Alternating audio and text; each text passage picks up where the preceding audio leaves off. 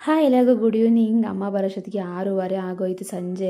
ಹಿಂಗೇನೆ ಹಳ್ಳಿಯಿಂದ ಬರಬೇಕು ಸಿಟಿಗೆ ಅಂದರೆ ಈ ಟ್ರಾಫಿಕ್ಕಲ್ಲಿ ನಮಗೆ ಹಳ್ಳಿಲಿ ಇದ್ದಿದ್ದು ಅಭ್ಯಾಸ ಆಗಿ ಟ್ರಾಫಿಕಲ್ಲಿ ಬರೋಕ್ಕೆ ಇದಾಗೋಗ್ಬಿಡುತ್ತೆ. ಪಾಪ ಅಮ್ಮಂಗೆ ಕಾಲು ನೋವು ಇರೋದಕ್ಕೋದಕ್ಕೂ ಬರೋಷ್ಟಕ್ಕೆ ಪಾಪ ಸುಸ್ತಾಗೋಯ್ತು. ಅದನ್ನೇ ಹೇಳ್ಕೊಂಡು ಕೂತ್ಕೊಂಡು ಬಸ್ಸಲ್ಲಿ ಬಂದೆ. ಅದು ನೋಡಿದ್ರೆ ನಿಂತ್ಕೊಂಡು ಬಂತು ಅಂತ ಹೇಳ್ತಾಯಿತ್ತು. ಸರಿ ಅಂತ ಬರೋಷ್ಟೊತ್ತಿಗೆ ಅಮ್ಮ ಅದಕ್ಕೆ ಮುದ್ದೆ ಮಾಡೋಣ ಬಿಸಿದು ಕಾಯ್ಕೊಂಡಿದ್ದೆ. ಮಧ್ಯಾಹ್ನ ಬರುತ್ತೆ ಇಬ್ಬರು ಊಟ ಮಾಡೋಣ ಜೊತೆಗೆ ಅಂದ್ಕೊಂಡು ಲೇಟ್ ಆಗೋಯ್ತು. ಸರಿ ಅಂತ ಬರ್ಬೇಕಾದ್ರೆ ಅಮ್ಮ ಎಲ್ಲ ತಗೊಬಂದಿದ್ರು.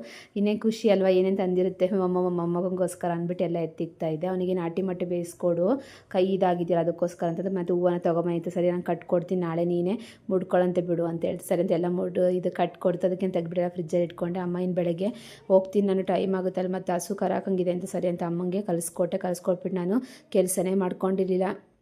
ಮಕ್ಕಳಿಗೆಲ್ಲ ಸ್ಕೂಲಿಗೆ ಕಳಿಸ್ಬಿಟ್ಟು ನಾನೇ ಎಲ್ಲ ಕೆಲಸ ಮಾಡ್ಕೊಂಡು ಸಂಜೆ ದೀಪ ಹಚ್ಚಿದೆ. ಲೇಟ್ ಆಗೋಯ್ತು ದೀಪ ಹಚ್ಚೋದಕ್ಕೆ, ಬೆಳಗ್ಗೆ ಆಗಲಿಲ್ಲ. ಅದಕ್ಕೆ ಸಂಜೆ ಕ್ಲೀನಾಗಿ ನಿಧಾನಕ್ಕೆ ದೀಪ ಹಚ್ಬಿಟ್ಟು ನಾನು ಫ್ರೆಶ್ ಅಪ್ ಆಗಿ ದೀಪ ಹಚ್ಚಿದೆ. ಸರಿ ದೀಪ ಎಲ್ಲ ಹಚ್ಚೋದು ಮಕ್ಳನ್ನ ಕರ್ಕೊಂಡು ಕೆಳಗೋದ್ರೆ ನನಗೂ ಬೇಜಾರಾಗ್ತಿತ್ತು. ಆಟ ಆಡ್ಕೊಂಡು ಇರ್ತಾರೆ ಬಿಡು ಅಂದ್ಬಿಟ್ಟು ನಾನು ವಾಕ್ ಮಾಡ್ಕೊಂಡು ಕೆಳಗೆ ಆಟ ಆಡ್ತಾಯಿದ್ರು. ಇವತ್ತು ವಿಡಿಯೋ ಇಷ್ಟ ಆದರೆ ಲೈಕ್ ಮಾಡಿ, ಶೇರ್ ಮಾಡಿ, ಕಮೆಂಟ್ಸ್ ಮಾಡಿ. ಬಾಯ್.